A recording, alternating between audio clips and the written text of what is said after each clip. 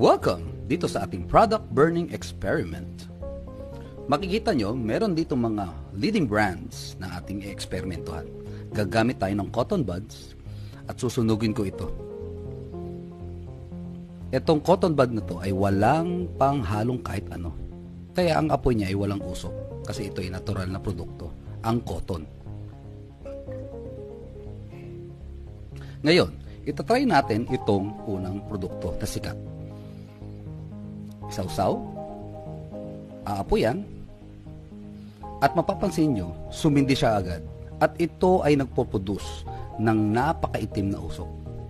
So, ibig sabihin, itong produkto na ito ay gawa sa hindi natural na mga kemikal.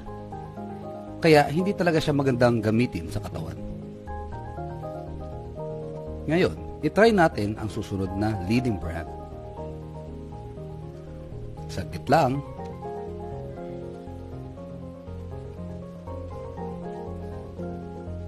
Ngayon, atin tong aapuyan.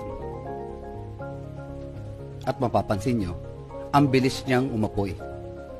At nagpo-produce siya ng sobrang itim na usok.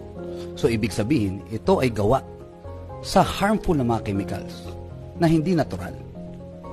Kaya hindi rin siya magandang gamitin talaga sa katawan. Ang susunod ay ang sikat na produkto, lalo na sa mga bata. Ating aapuyan. Mabilis din siyang umapoy. At maya-maya lang, makikita nyo na nagpo-produce din siya ng maiitim na usok. So, ibig sabihin, gawa siya sa hindi natural na mga kemikal. Kaya, hindi rin talaga siya magandang gamitin sa katawan. So, itong mga leading brands na ito ay gawa sa mga hindi natural na mga sangkap. I-try natin ang kombucha plus matcha supreme relief oil na pwede mong gamitin sa iyong buong katawan. Ating sisindihan at mapapansin nyo, habang siya'y umaapoy, wala kang makikitang usok. See? Wala.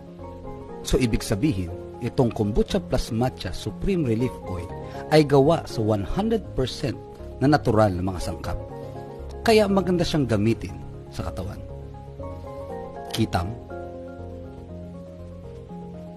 So, gumamit na ng kombucha plus matcha supreme relief all over oil.